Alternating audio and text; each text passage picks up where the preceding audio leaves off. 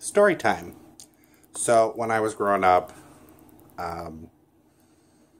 I grew up in a very small town. People didn't have a lot of money. We did, but we were the exception to the rule.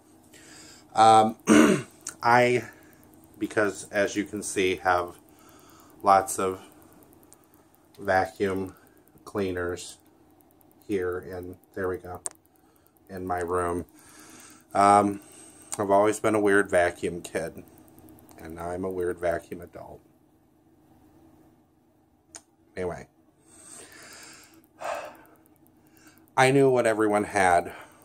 If you talk to collectors, if you talk to people who, you know, are into strange things, they usually knew what everyone had that was similar to what they had an interest in.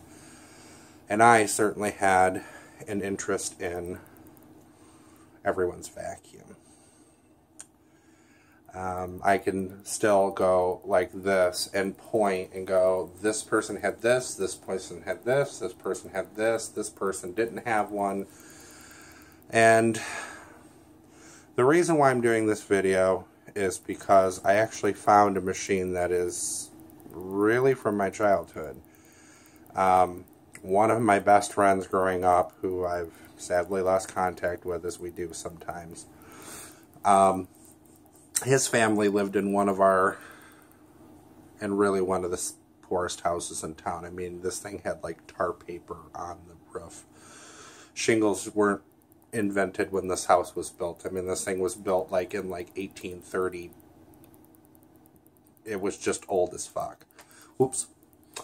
Anyway, so the story that I'm telling now, I like this kid. He actually gave me his mom's old Eureka vacuum that was out on their back porch, and he got his ass kicked by his dad for giving away their vacuum, even though it was broken.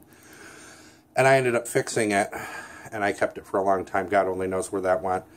But one day I went over to his house to kind of, I don't know what the hell we were going to do. Probably go play on train tracks or, you know, run out into the main road and try and get hit by a Cadillac. But it's essentially this particular day, I remember it was like 1986. 86, 87, doesn't matter. 86 sticks in my head though. And I get over to his house, and he's like, dude, you got to see what my mom just bought. And, you know, God only knows what that could have been. She could have, you know, bought a new crack pipe out at the truck stop. I mean, I don't know.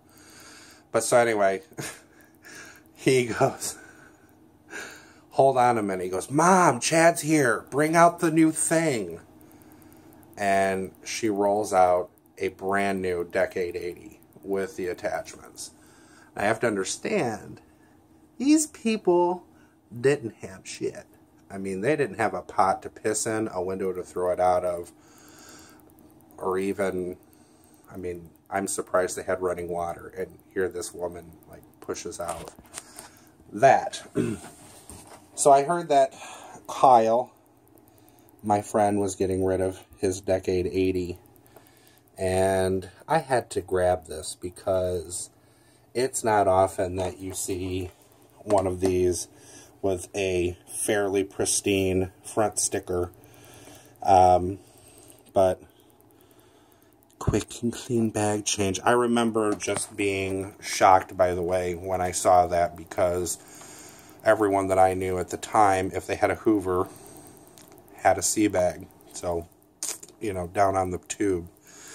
And this had the top fill bag with the, of course you should know that if you're a vacuum person. This has got to be an earlier one, because I remember there's having power surge, which was a kick the switch and it gave a burst of power. And this one does not have it. It's an early one. The sticker here would have said Hoover, but then I think it would have said power surge. But it's just a standard. It's just a standard on-off switch. And the bag is also just pristine. And hold on a moment, I'm going to pause this so we can look at the undersides.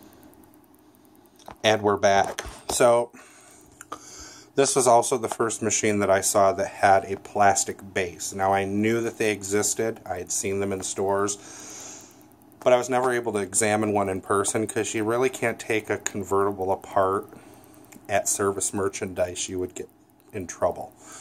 My dad would have buried me.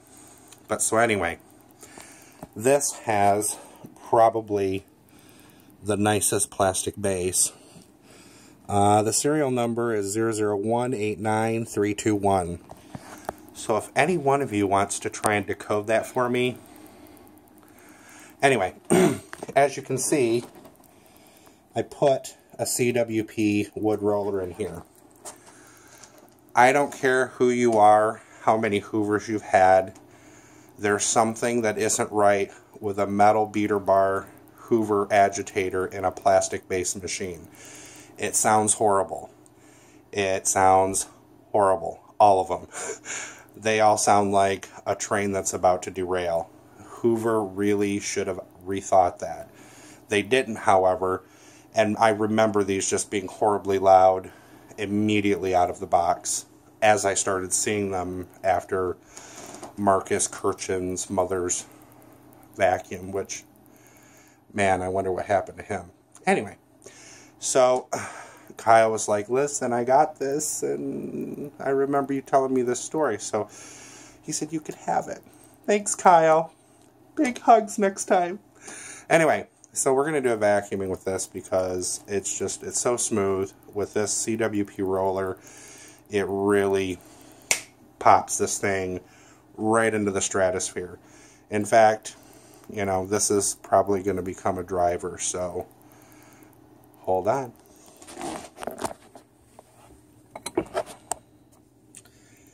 Hi. Alright. Also, dual beam headlight. Very cool. Not common with most makes. I think Singer did dual beam headlights, but this one's just pretty sweet.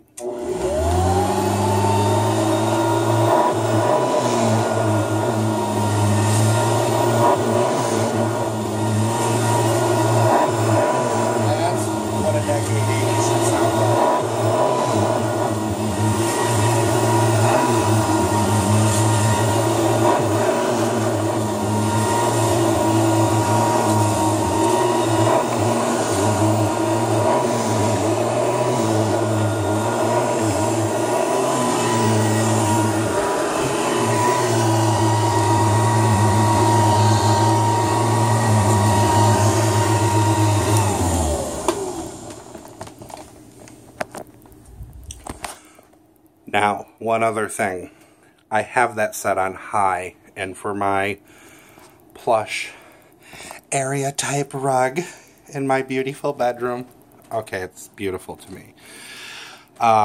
It cleans like nobody's business. You don't have to have it plastered onto low or anything like that.